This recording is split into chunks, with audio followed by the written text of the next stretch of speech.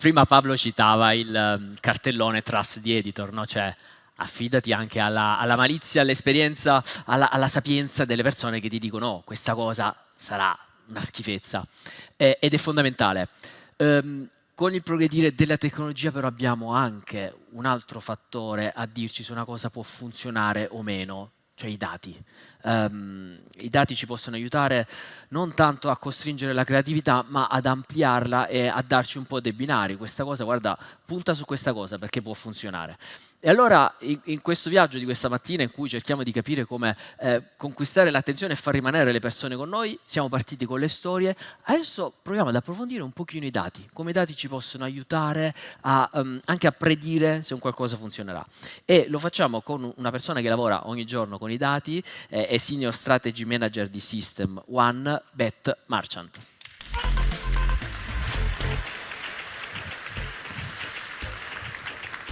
Hello everyone, hey. It's not often I get on stage and have no idea what was said before me, but I think it was very charismatic, so I apologize in advance for my Englishness. But bear with me here. Ooh, back we go. Cool.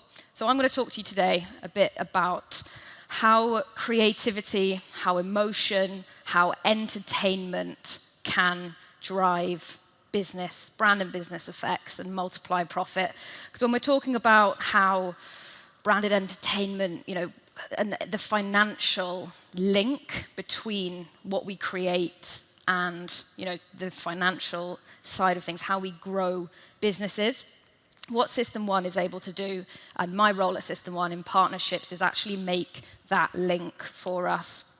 So this year, we partnered with the EFI data bank, EFI being the Global Effectiveness Award. And at System One, if you don't know who System One are, we essentially measure the emotional response that people have to advertising. So we ask them how it makes them feel. We ask them what brand they think it's for. And what we were able to do with this partnership with EFI is link that emotional, creative quality data that we get from the System One measurement that you should be able to see on the screen there. We get this nice second-by-second emotional response to our advertising.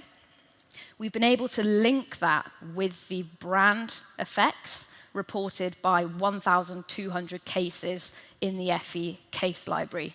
So things like awareness gain, differentiation, fame, trust. But more importantly, and more relevant for today, when we're talking about, don't waste your money on branded entertainment, it's those business results. So linking the creative choices made in our advertising and measured by System One's Test Your Ad tool, linking that to revenue, profit, market share gain, being able to charge more for our products. So that's what I'm going to talk to you about today. But first, here we are, a room full of very naughty marketers. We keep spending more and more on advertising globally. And even when we account for inflation, we're spending around 30% more on advertising now than we were 15 years ago. So just a raise of hands if you think we're spending more and it's doing more. We're growing brand better than ever. We're making more money for the brands that we work for. Okay, resounding no there.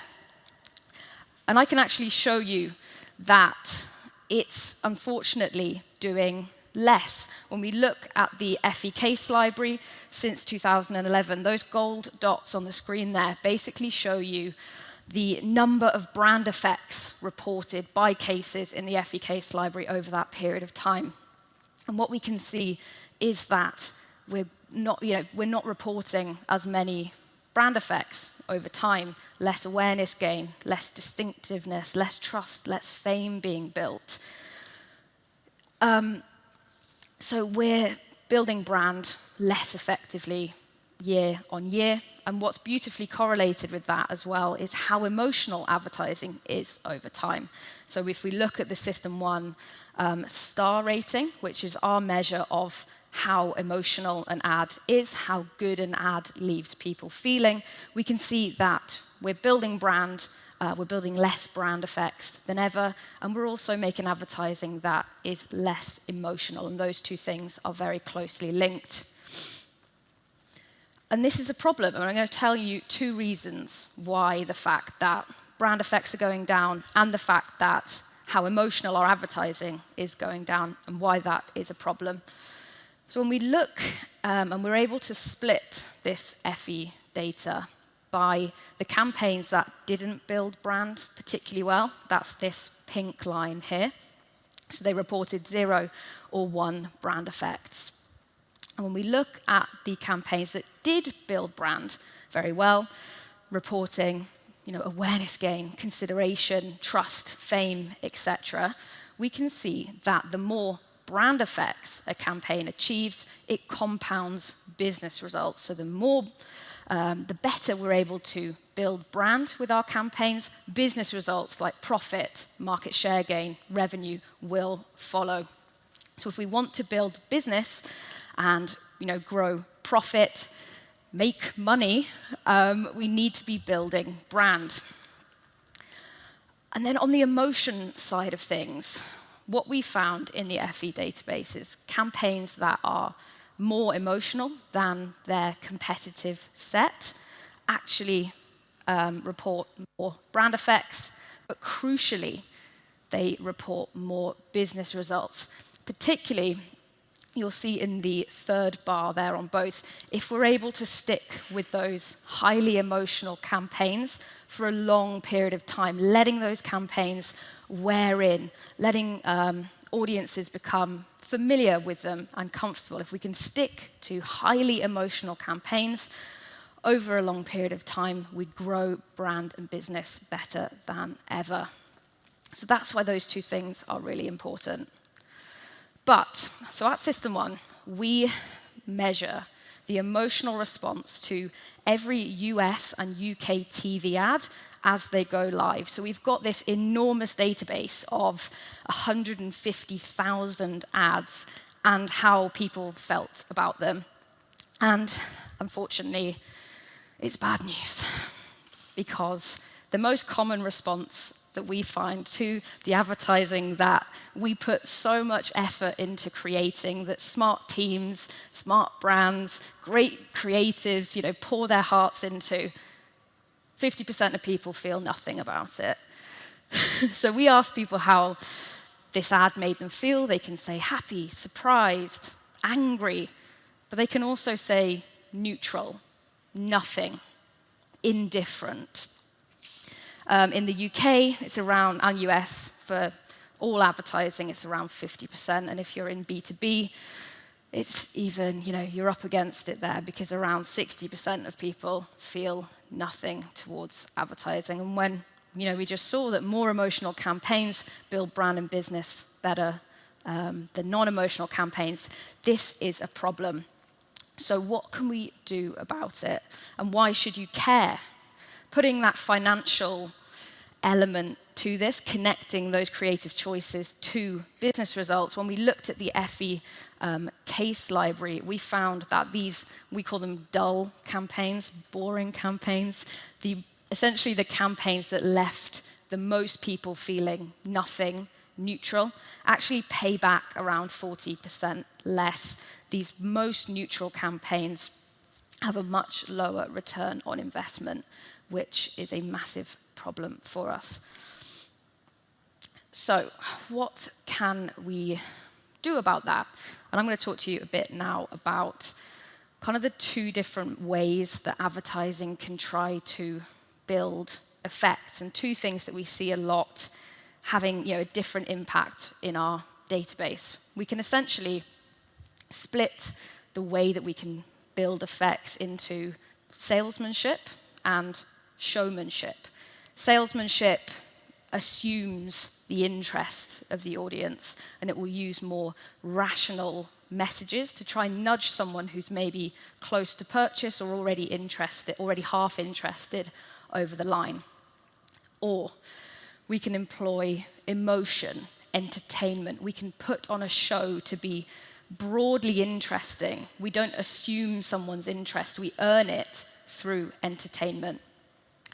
Now, something else that we do at System 1 is on Super Bowl night, my team basically gets chained up in an office, and we have to watch every Super Bowl ad as it goes live, and they make us say things about it on LinkedIn, essentially. So we've looked at all the Super Bowl ads from last year, and I've got 2 here to kind of show you that difference, really.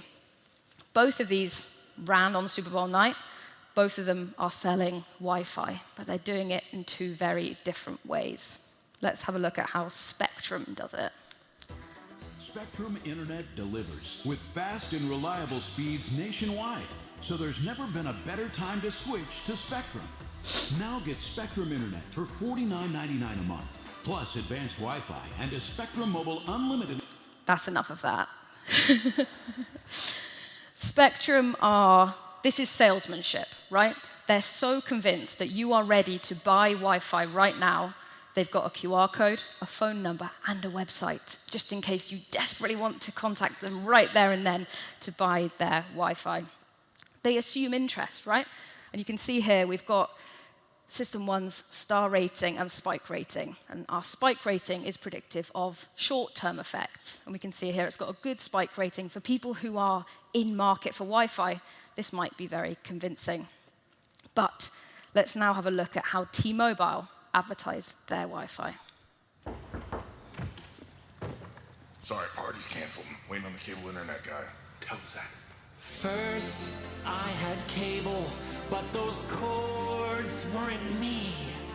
I needed to find new Wi-Fi. And he cried. Let him cry. So he switched to T-Mobile.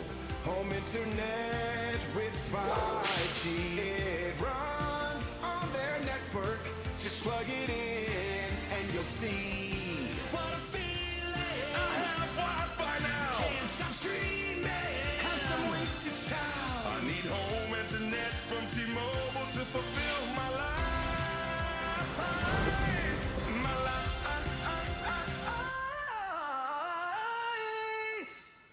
Yeah, what's up? We have T-Mobile now. Party's back on. Do it again with your shirt off. You guys are fine.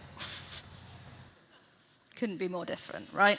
T-Mobile there are putting on a show. They're leaving people feeling good.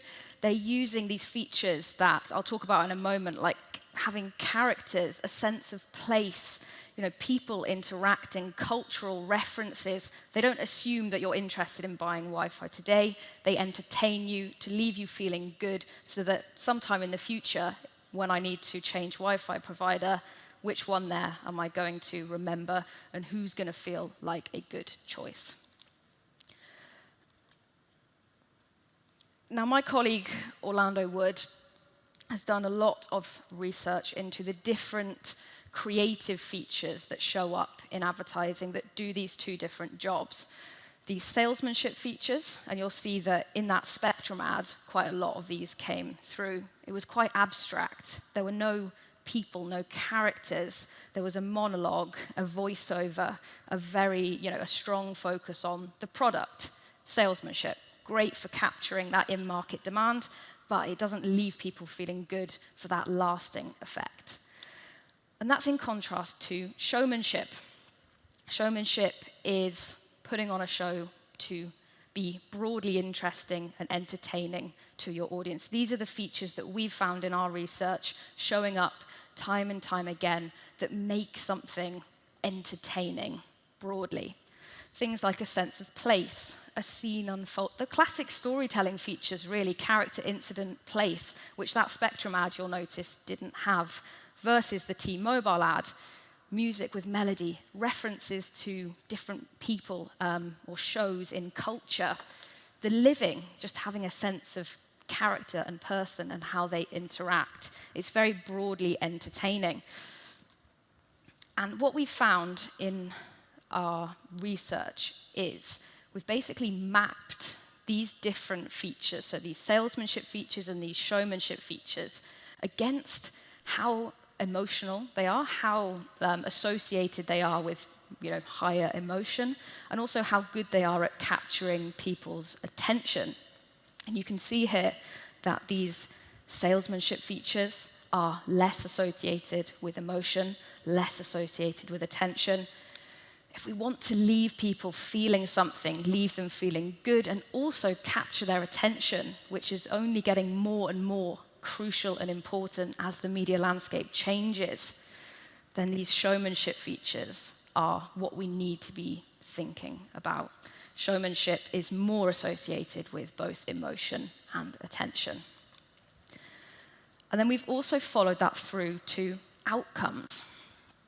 If it's a direct response, that if the objective of your campaign, maybe like that Spectrum ad, is to trigger a direct response, salesmanship is great, right? Because it's great at nudging someone who might already be half interested towards a sale. But if it's broader, lasting effects, things like building fame or trust or commercial effects, the number of very large business results reported by campaigns that lean into showmanship is much higher. So embracing showmanship and entertainment for those broad and lasting effects is the way to go. But naughty marketers, showmanship is in decline. We got an intern, a very, very well-treated, well-paid intern, to watch every ad in the ad breaks for Coronation Street, which is a UK soap opera that's run for like 60 years or something. And we got them to watch all the ads in these ad breaks, because it's a nice comparable, consistent set, essentially, of how advertising has changed over time. And they reported, how many of these showmanship features were present and how many of these salesmanship features were present. And we can see here that over time, salesmanship is increasing, short-termism is increasing, and showmanship and entertainment, the very thing that builds these broad and lasting effects and makes more money, are in decline. What are we doing?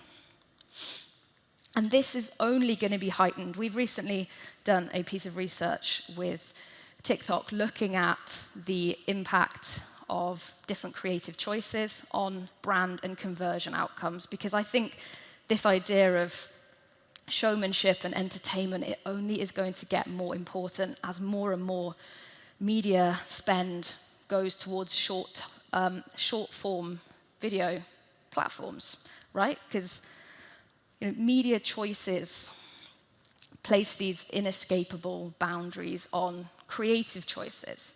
And on short-form video platforms, all of a sudden, the power is in the hands of the person watching. Every second that they're watching your content, your ad, your video, they're deciding, is this worth me watching for another second and another second? And then if it's not, they will simply skip past you. So entertainment and showmanship and being broadly interesting to people is all of a sudden the cost of entry, not an outcome. So we wanted to look at how these showmanship features might show up in short form. So we defined these creative features very similar, but with some nuance. For short form platforms, again, character, story, place. And Dan from Smallwood is going to speak to you in a little bit. So I've got a great example from his agency, Small World, where I know they're huge and big on the championing entertainment and understanding these showmanship features on platforms like TikTok. Yo, Ahmad. Yo. Basically, it's me and my girl's anniversary. I promised to make her a biryani, but I completely forgot. Can I get like 10 minutes? 19 minutes, boss. Nah. I may as well come do your job for you then. Au revoir.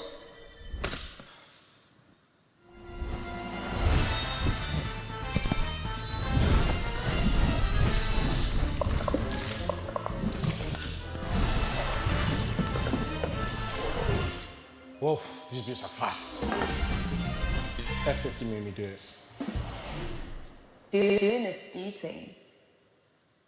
Character, story, spontaneous changes in facial expressions. It's very broadly entertaining. And what we found when we followed that through is that the campaigns that had the most amount of these showmanship features, the most entertaining ads, essentially, drove more brand outcomes, more memory lift, more brand awareness lift, more brand image lift. So in short, entertaining ads grow brand incredibly well on short form video. So why do we still see a lot of ads like this?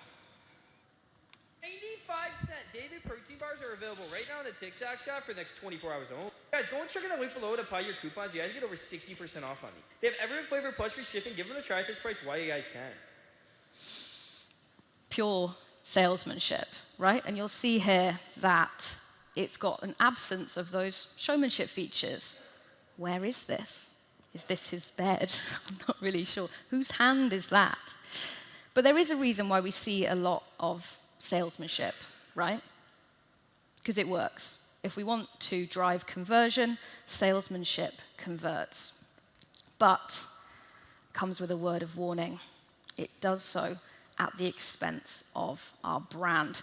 The ads that leaned into salesmanship, yes, they grew, drove conversion lift, but we saw these. There was a trade-off, essentially, with brand outcomes like awareness, memory, brand image lift. But if I show you the same chart again, but this time through the lens of showmanship, as we said, entertainment builds brand incredibly well, but it is also able to convert. And I think that is the nuance and why entertainment is only going to become more and more important as more budgets go towards short form, skippable media, because entertainment is the cost of entry, whether we want to build brand or convert. And I'll end with this chart.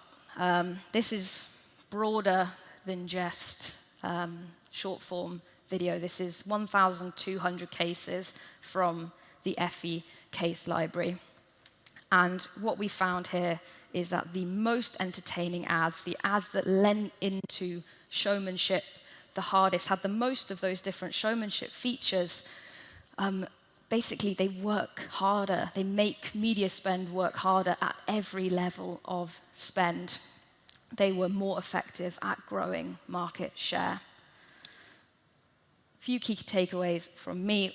Don't be dull. Don't leave people feeling neutral. It will have an impact on the return of investment of your campaign. Entertainment multiplies results. Leaning into those showmanship features that we identified literally makes your media spend work harder. And this is only getting more and more important as more media spend goes towards short-form video, where suddenly the power is in the hands of the person watching, and they can simply skip on. And if you are able to be entertaining in these mediums, you can both grow brand and convert at the same time.